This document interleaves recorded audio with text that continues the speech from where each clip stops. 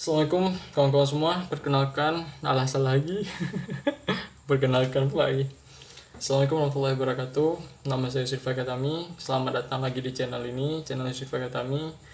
Ya, nama channel sebenarnya nggak paten ya. Sebenarnya punya tuh bukan siapa-siapa, cuman karena kebetulan namanya dikasih itu. Jadi ya udahlah, pun kita nggak tahu cara gantinya.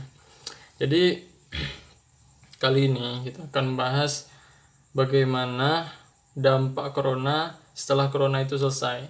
Kita mungkin akan membahas bagaimana dari segi kerugiannya, dari segi manfaatnya, dan juga dari beberapa aspek nih kayak ekonomi, sosial, dan budaya. Kali ini saya nggak sendiri, ada kawan saya namanya Ridho Hidayat. Dia merupakan seorang yang juga peduli akan lingkungan, bisa dikatakan aktivis juga di sosial dan kemanusiaan. Jadi gimana kabarnya, Do? Halo? Halo? Ada dengar suara Wak?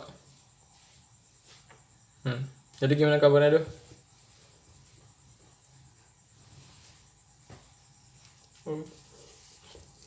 Oke, mantap. Jadi kita nih kan mau bahas tadi masalah kayak mana dampak ini corona setelah dia selesai gitu kan. Dari segi positif dan dari segi negatifnya. Jadi ini kita mulai dari kerugiannya lah, kerugiannya kan. Jadi kalau menurut aku kan kalau kerugian ini itu ada beberapa dampak kayak di sosial, ekonomi, di pariwisata juga ada. Jadi kayak inilah kita masuk terus kan ke poinnya. Jadi kawan-kawan semua kita bisa tahu nih kan corona insya Allah akan selesai di awal bulan 4 ataupun di awal bulan 5. Di akhir bulan 4 ataupun di awal bulan 5. Ini yang kita akan diskusikan nih dengan teman kita Ridho Hidayat. Menurut kau gimana, Do? Kalau setelah corona nih, apa dampak yang buruk bagi kita? Oke, yang pertama aku bahas ini ya. Kalau kapan selesainya pandemi ini? Mungkin selesainya tuh aku ambil sumber dari Iluni kan, Iluni Matematika UI. Kemungkinan kita tuh sterilnya corona tuh kemungkinan di awal Agustus. Aku baca, aku pahami di kita masuk ke skenario 2 medium intervention yang dimana skalanya tuh melebihi 2000 skala sekarang kita kan kasusnya udah ya sekarang kasus kita kan udah mencapai 2000. Jadi aku menyimpulkan kemungkinan selesai kita di Agustus. Udah lanjut, habis itu yang kedua dampaknya ya. Mungkin aku lebih ke faktor keburukan ekonomi sih. Yang dimana kita bisa juga kita baca di CNN terbitan nanti aku tampilkan terbitannya kapan. Untuk Aceh sendiri wali kotanya sudah membilang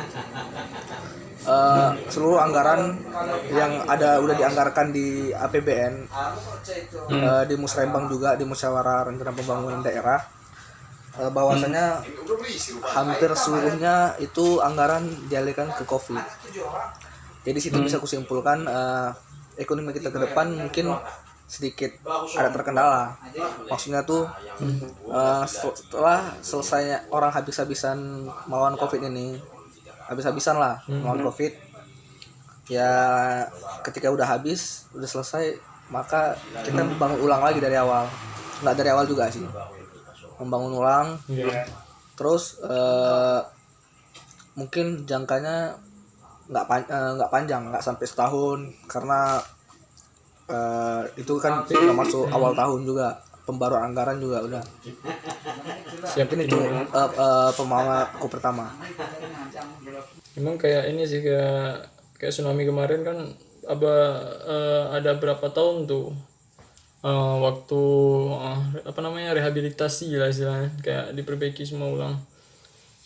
yang kita pelajari juga, bencana tuh ada 3 fase. Ada 3 fase. Pertama tuh 3 fasenya tuh terjadi pasca sama lupa. Ada 3 fase dia. Pasca rekonstruksi pasca sama rekonstruksi. Pokoknya adalah rangkaiannya. Ini kan kita pemanasan aja nih. Ntar aku siapkan rangkaiannya. Oke, lanjut. Jadi kayak misalnya kayak dampak ekonomi ini kan kayak banyak aku nengok di berita kan, kayak Najwa Shihab juga udah mulai keras sih masalah nih, karena dampak sosialnya udah mulai terasa kita kan, dampak sosialnya dari permasalahan ekonomi, kayak orang-orang udah mulai membenci satu sama lain karena cuman karena dia punya riwayat jadi tenaga medis untuk penyakit corona gitu kan. Habis itu juga ada yang keluarga yang diusir, ada juga yang nggak diizinkan tanam tuh. Jadi kalau menurut aku setelah kejadian nih, kurasa nanti lebih banyak konflik kalau menurut aku, karena orang-orang ini kan dendam juga gitu kan, pas orang tua lagi susah nggak ada yang menolongin, nggak ada empati, dari daerah sendiri pun diusir gitu.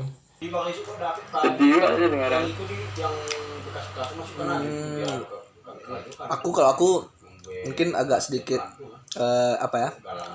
agak berbeda lah kita sedikit, karena itu dari sisi pandangmu, mungkin dari sisi pandangku. Jadi kau bilang ketika ini mungkin banyak konfliknya, mungkin dari selesai kemungkinan konflik sama aku, karena ya orang juga merasa marah juga, apalagi dalam keadaan kayak kemarin itu ada berita keluarganya meninggal nggak kasih tanam, pasti ada lah rasa-rasa marahnya, dendam, rasa ada. Kalau aku mungkin aku ambil kesimpulan gini aja, untuk konflik ada juga, untuk orang belajar lebih dari masalah ini pun ada juga, untuk orang yang untuk orang yang mulai memahami lah, mulai mempelajari apa yang sudah terjadi, itu mungkin ada juga. Mungkin kalau aku menilai sini konfliknya nggak terlalu besar sih, karena itu kan ada namanya post mayor tuh dimana ketika orang tidak bisa mengendalikannya lagi, ya itulah ada kejadian konflik. Yang kita tahu itu kan nggak semua orang Indonesia paham nggak, karena gini aja kayak masalah corona nih kan, padahal kan masyarakat udah misalnya dari sosialisasi di internet pun banyak informasi, kayak orang tuh punya protokol sendiri, kalau nanti orang saya yang protokol tuh orang tuh mesti takut gitu. Karena aku orang Indonesia ini belum bisa dikaitkan sama logika sih, nggak bisa, karena budaya kita tuh masih lebih keyakinan. Jadi kayak orang-orang yang misalnya nih ada orang tokohnya di masyarakat yang ngomong COVID itu nggak bisa ditahan, nggak bisa dicegah, itu orang tuh percaya gitu. Kalau aku berpikirnya nggak semuanya seperti itu, tapi kebanyakan. Karena mungkin faktor di Indonesia kan orang menengah sampai ke bawah tuh kan lebih banyak daripada orang menengah ke atas. Ya mungkin bisa jadi aja sih, tapi orang di situ mulai mempelajari bagaimana yang udah terjadi kan.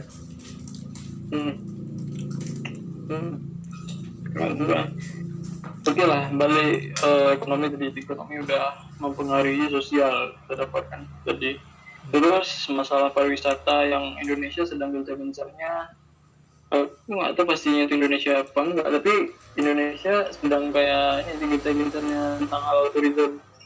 Kayaknya pariwisata juga bakalan ngedrop juga karena jangka waktu rekonstruksi rehabilitasi dari negara kita masih lama. Habis itu negara lain juga butuh itu kan rekonstruksi rehabilitasi. Kita menurut kau apakah itu terjadi apa itu cuman menurut aku aja gitu? Untuk segi pariwisata ya, kalau untuk segi pariwisata mungkin aku belum bisa menilai karena belum cari data, karena kita belum cari data kan. Tapi kalau kita baca dari sekilas dari berita ya rata-rata pariwisata itu ditutup. Tapi kalau kemungkinan anjlok nggak juga sih, karena mereka cuman nggak masuk income aja untuk penghasilan mereka, karena mereka bukan bukan jual beli juga. Jadi menurut aku mereka nggak ambruk, mungkin belum dapat income, belum dapat hasil dari pariwisata mereka.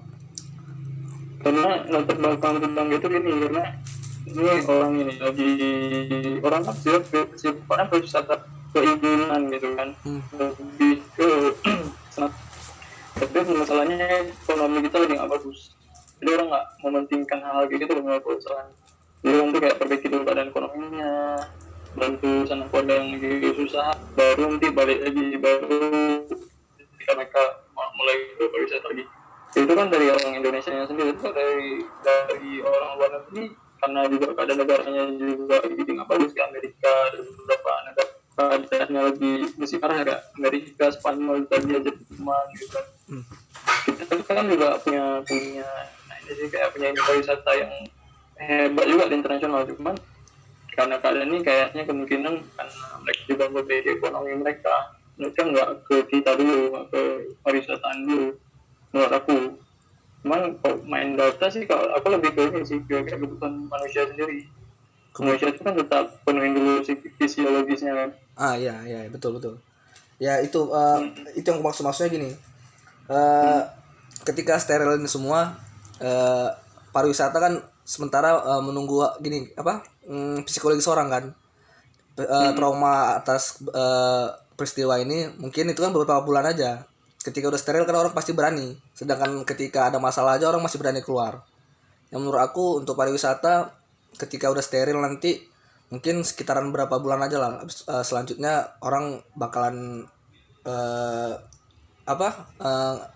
melanjutkan hiburannya lagi, karena pasti stuck lah selama 3 bulan di rumah nggak ngapa-ngapain, pasti stuck kali.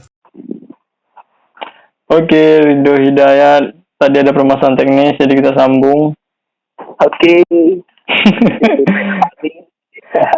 Jadi tadi permasalahannya sampai konflik. Ya, konflik ini ya tadi kita resume dikit. Jadi konflik ini kan munculnya karena permasalahan ekonomi di masyarakat gitu kan, yang orang tuh dampaknya kan ketika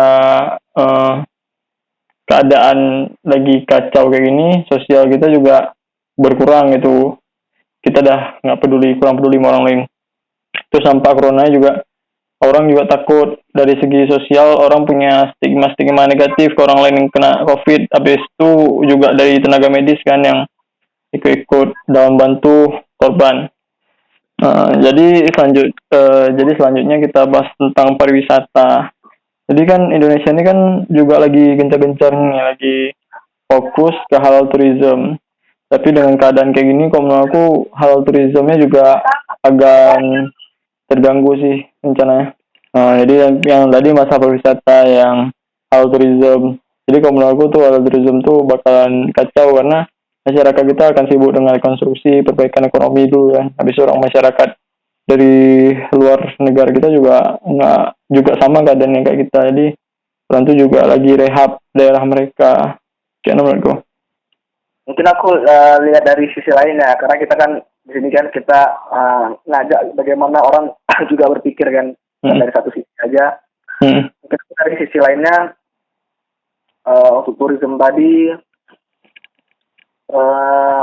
kalau mereka dibilang krisis belum tentu juga, karena posisinya mereka tuh bukan menjual barang atau jasa gitu, karena mereka penyedia layanan kayak yaitu menyedia layanan pariwisata itu kan, hiburan untuk rekreasi.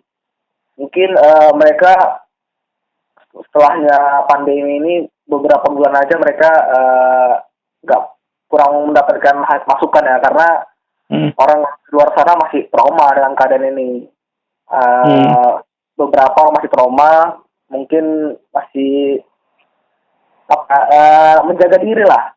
Masih menjaga diri, karena kita kan nggak tahu kan, kayak kita aja walaupun mereka udah kosong kasusnya, tapi mereka sangat hati-hati apabila dari luar masuk ke negara mereka. Ya, mereka sama juga seperti itu. Dan ada kemungkinan orang-orang yang yang kayak ya kira yang udah bosan kali di rumah, pasti mereka butuh hiburan. Iya, ya betul sih. Ya kan? Karena sedangkan kira melepaskan kepenatan lah. Karena orang udah yakin, oh ini udah steril, semua pemerintah udah bilang steril, udah apa segala macam, pasti orang bergegas lah. Sedangkan yang masih ada pandemi aja orang masih mau keluar, apalagi udah steril kan. Ada kemungkinan jadinya. Tapi nggak tahu juga kalau misalnya biaya masih mahal, kayak yang bagian lebih ke tempat wisata yang gratis gitu kan. Ya. Kalau yang mahal belum nggak tahu ya. Aku nggak paham juga strategi pemasarannya. Yang pahami ketika ada masalah, negara ada masalah, itu semua turun nggak? Atau itu juga aku bingung karena kayak ini posisinya kayak contoh di baru ini juga, ketika barang habis orang malah naikin harga karena orang lebih lebih ke unsur kelangkaan barang itulah. Tapi kalau dari segi fasilitas atau kayak pariwisata ada kemungkinan diturunin. Cuman mereka juga harus nggak mungkin di bawah dari segi ini sih apa namanya tuh kinerja barang-barangnya tuh dari kebutuhan biaya listrik segala macam, dari kebutuhan dari pekerja-pekerja, pasti mereka kan akan nggak ada untung, setidaknya mereka di batas ambang aman dari pengeluaran gitu kan. Ya betul. Besok ini sih komen aku yang agak ada kemungkinan juga kan nih banyak nih orang di PHK kan karena juga perusahaannya nggak sanggup bayar, dan ada kemungkinan kan krisis ekonomi kan walaupun nggak sampai setingkat tinggi, tapi ada kemungkinan juga orang-orang yang susah cari duit nanti dan bermasalah di perut. Ini dari pengalaman dari Indonesia juga yang ketika krisis ekonomi ada kemungkinan kasus kejahatan tuh bisa naik gitu. Karena ini udah permasalahan perut kan. Ada kemungkinan kamu aku. Kenapa menurut kau?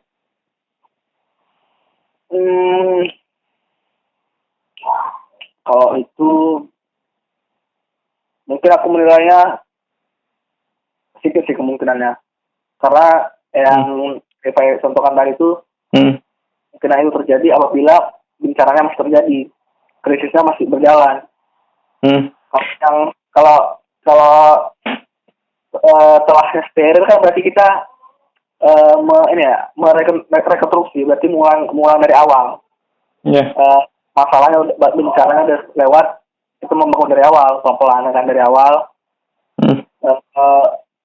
Untuk ya itu mungkin kecil sih, karena kalau apabila krisisnya masih terjadi, makin ancur-ancuran, itu mungkin bisa jadi.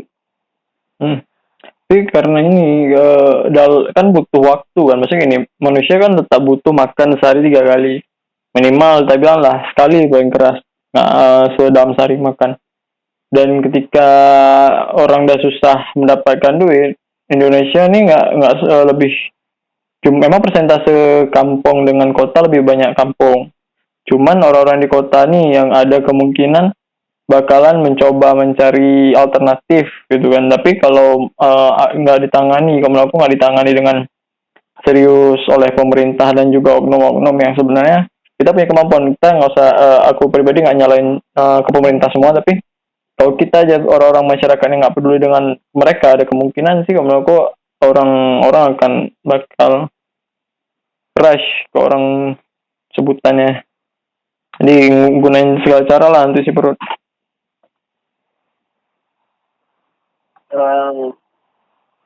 Kemungkinan bisa jadi aja kalau bahan pokok makanan kita betul-betul habis, mungkin aja jadi. Mungkin aja. Orang pasti, karena untuk urusan perut memang itu hal pertama yang diutamakan, karena itu kebutuhan kita kan. Karena orang ya pasti berebutan lah. Apalagi pemerintah juga sih sebenarnya. Nggak juga. Bisa dibilang sih pemerintah daerah yang pahami kan kenapa Indonesia nggak mau lockdown, nggak mau nggak mau membuat statement pada saat lockdown, masing-masing lockdown itu karena pemerintah Indonesia masih belum sanggup untuk menghandle kebutuhan pokoknya, kebutuhan ekonomi. Itu problem sih. Justru aku bingung gini. Sekarang posisinya oke, kita bilang kan, mesti ada orang-orang yang diizinkan untuk transaksi untuk orang yang jual dari luar. Memang kebutuhan orang untuk pangan tetap ada, orang tetap akan jual beli. Tapi dengan jumlah yang kayak ini di Jakarta aku terakhir teleponan tuh dengan orang-orang di Jakarta. Di Jakarta udah parah kali, udah sampai orang tuh udah pakai masker ke semua tempat, kalaupun harus keluar nggak boleh lagi. Kalau ada pun yang keluar nggak pakai masker tuh udah ditangkap sekarang kan. Maksud aku ketika jumlah orang terbatas yang membeli barang-barang gitu dengan misalnya kayak ini ada tiga penjual dia jual barang yang sama. Apakah semua orang akan membeli di 3 tempat itu atau dia cuma sebagian tempat gitu, cuma satu tempat aja gitu? Maksud aku ada orang-orang yang akan dirugikan, ada orang-orang yang berjualan tapi dia nggak akan mendapatkan untung menurut aku, dan itu masalah sih menurut aku. Ya. Itu bisa dibilang apa namanya? Bullying ya. Ya, maksudnya ini ya, panic buying. Apa? Panic buying. Panic buying. Itu kan disebut panic buying. Yang dimana orang merasa ekonominya tinggi bahkan memborong habis-habisan, yang dimana orang yang merasa ekonominya rendah dapatkan itu karena udah diborong yang dengan ekonominya tinggi. Maksud aku gini, oke lah, maksudnya orang itu kan tetap jualan nih orang. Maksud aku nggak efektif itu. Maksudnya kok kita berharap orang yang jualan itu tetap dapat untung dan mencukupi kebutuhannya.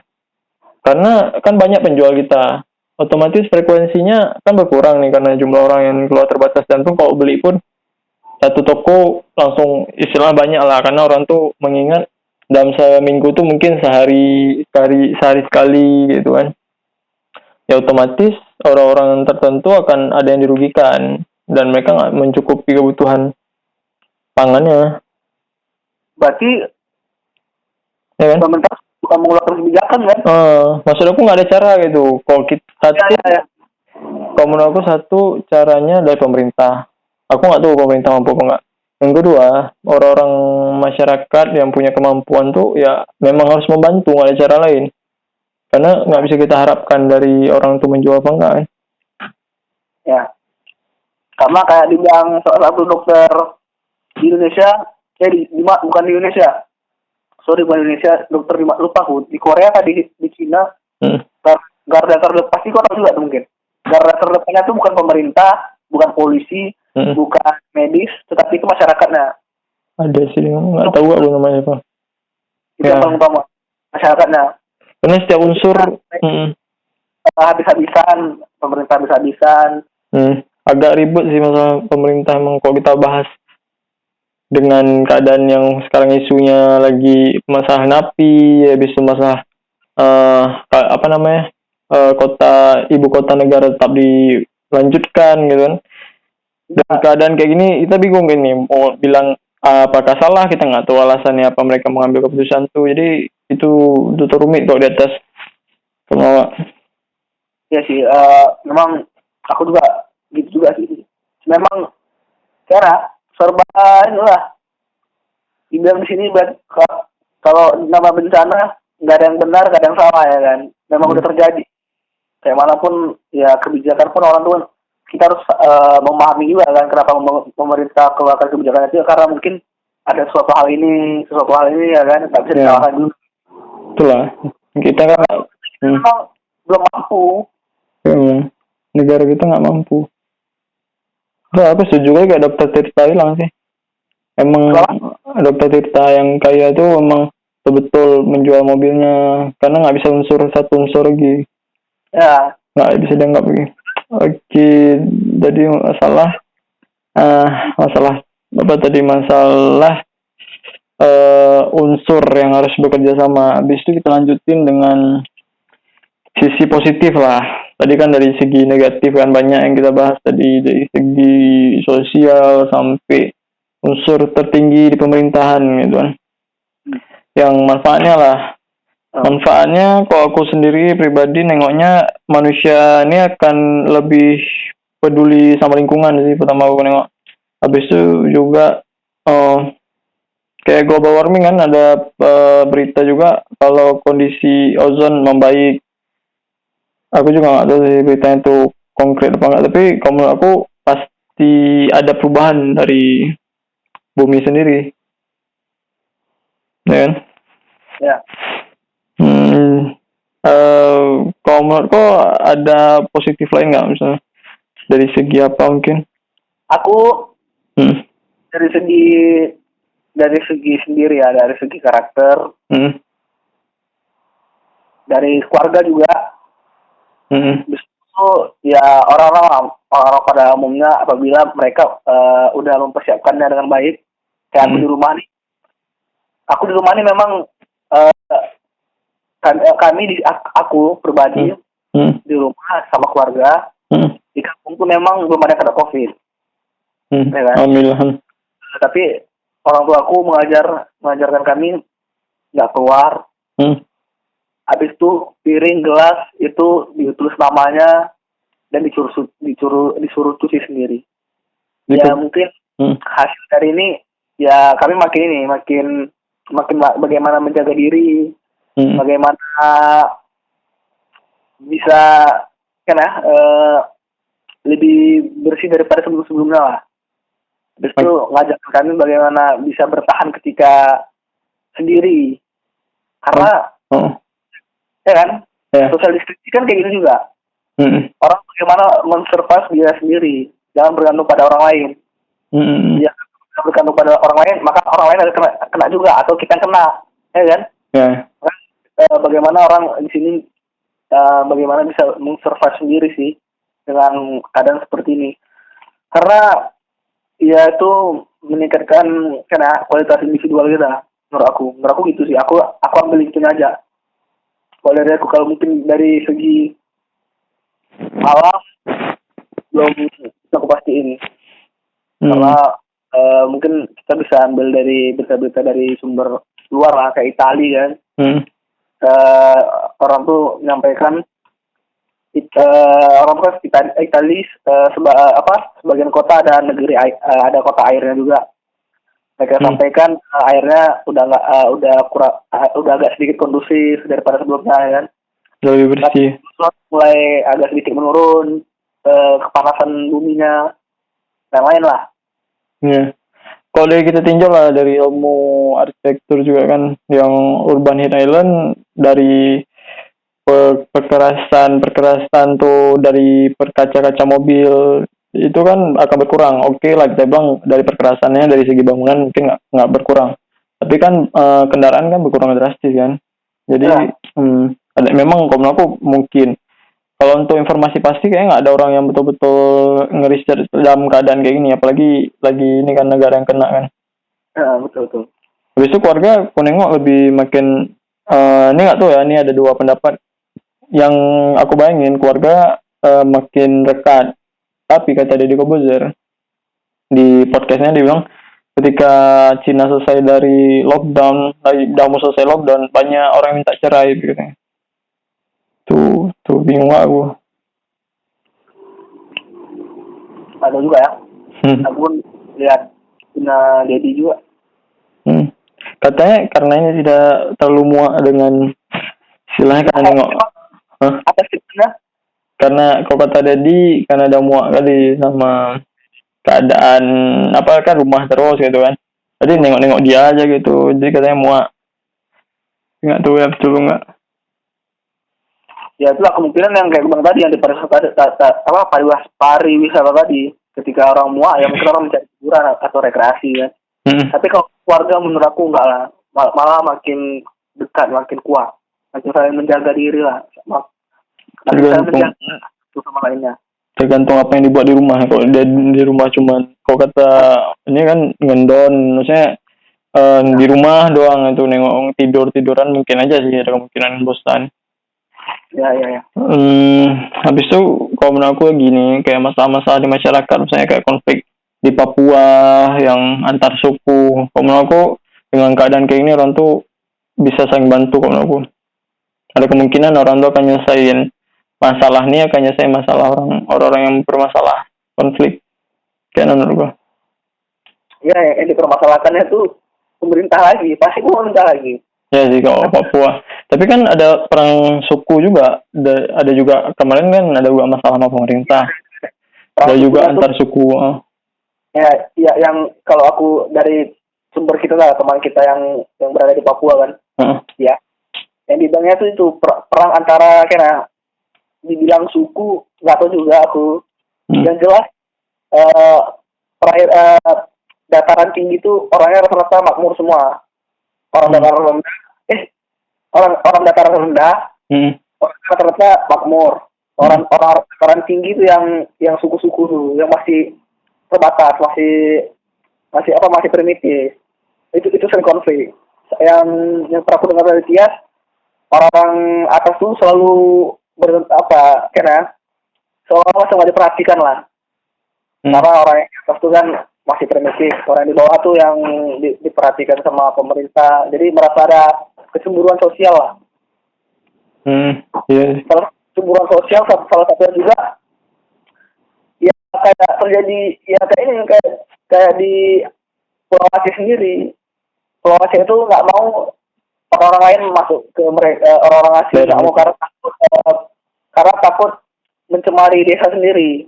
Jadi orang tuh menjaga desa, orang tuh menjaga budaya lah. Mungkin juga nih itu orang-orang di Papua itu yang di bagian atasnya nggak mau merusak apa udah mereka suka. Budaya mereka itu nggak mau dicemarin kayak Korea Utara juga, cuman lebih kecil. Korea Utara kan juga gitu, dia nggak mau ada satu pun budaya dari mereka yang hilang, harus betul-betul dipelihara gitu kan. Ya sih, ada beberapa informasi nih sampai saat ini. Menurut prediksi pandemi COVID-19 hasil model PDDM dengan model PDDM ini yang informasi yang kita dapat, diperkirakan penambahan maksimum total penderita COVID-19 per hari ada sekitar minggu kedua April 2020. Itu sekitar 7-11 April 2020. Jadi ini informasi dari kompas.com dengan judul model PDDM, peneliti prediksikan corona di Indonesia berakhir. Terus ada lagi informasi tentang negara ini sampai tanggal 8 April. Negara paling banyak terkena COVID itu sekarang Amerika, Spanyol, Italia, Jerman, sama Republik Rakyat Tiongkok. Jumlah paling banyak itu 400.000, 1636. Yang paling sedikit di Republik Rakyat Tiongkok tuh 81 ribuan. Terus kalau informasi dari global pandemik ini selesai kapan, ini belum ada berita sih. Kok ada dapat kabar dong? Iya, itu tadi yang aku bilang, aku ambil dari ini ya, perhitungan ini matematika UI. Itu secara global atau Indonesia ya? Indonesia aja. Orang tuh yang orang tuh menganalisa dengan parameternya gini, social distancing sih. Yang kuliah juga yang kita ketahui pun parameternya social distancing juga. Bukan, kan seharusnya kan banyak yang di ini kan. Yang kita lihat kan yang kita lihat yang udah tersebar di mana-mana lah. Itu kan perhitungannya kan melalui social distancing. Kan ada perhitungan yang kurva tuh ya, turunkan itu kan. Nah, itu kan segi dari social distancingnya. Kita nggak bisa kita samakan di Cina, nggak bisa kita samakan di Indonesia, nggak bisa samakan di masing-masing negara. Karena yang dibahas di kurva tuh bagaimana ketika orang social distancing dengan kasus, ya kan? Tapi orang tapi kan survei banyak yang masih belum ini. Maksud aku gini, itu kan karena social distancing, belum ada yang mensurvei bagaimana itu dengan para medis, bagaimana dengan bantuan-bantuan lainnya. Oke lah, dengan tenaga mereka yang bagus kan, apalagi itu kan segi tenaga yang bagus kan. Coba kita lihat di Amerika gimana. Ya kan, menurut aku survei itu menurut hasil social distancing sama ini apa batas kemampuan medis per negaranya kan. Maksud aku kan tadi yang masalah internasional kan di global, secara global kan di bumi gitu kan. Jadi kan dampak antar istilahnya bumi ini nggak akan tenang sampai betul-betul corona ini hilang gitu kan. Jadi istilahnya nggak akan dicabut lockdown secara normal balik, bumi ini kembali secara normal balik itu kan ketika nggak ada lagi pertumbuhan kasus dimanapun gitu. Baru di WHO tarik ini kan apa namanya siaga tuh apa namanya itu status dari pandemi ini. Jadi itu kan berhubungan dengan kebijakan negara, setiap negara gitu. Istilahnya kita akan terus-terusan ada kemungkinan permasalahan investasi kan, kayak negara kita kan juga diberi ada investasi masuk ke negara kita kan, dan itu akan kemungkinan akan berkurang gitu, dan itu juga berdampak juga ke Indonesia, banyak hal yang kena dampak dari situ. Kayaknya nggak selesai sampai sini, masih ada second wave lagi, ada gelombang kedua lagi dari corona nih. Ya mungkin sih karena kita menikmatin aja lah. Yang penting kita ambil hikmahnya apa kejadian ini, kita pelajarin, kita pahamin. Karena aku sungguh nyesal sih kalau orang yang nggak memahami tentang kejadian ini, nggak mengambil hikmahnya. Ya mungkin kebanyakan orang kayak gitu. Kalau aku mempelajari hal ini, ambil hikmahnya, pasti banyak yang dapat manfaatnya. Jadi kesimpulan itu pasti ada, karena setiap apa yang dibuat ada hasilnya kan. Ya sih. Emang tapi ini kalau aku ambil kesimpulan, kita harus prepare. Mau ada apapun keadaan ke depan nanti, yang apapun yang terjadi, bencana apapun yang terjadi, kayaknya kita harus prepare dari sekarang kan.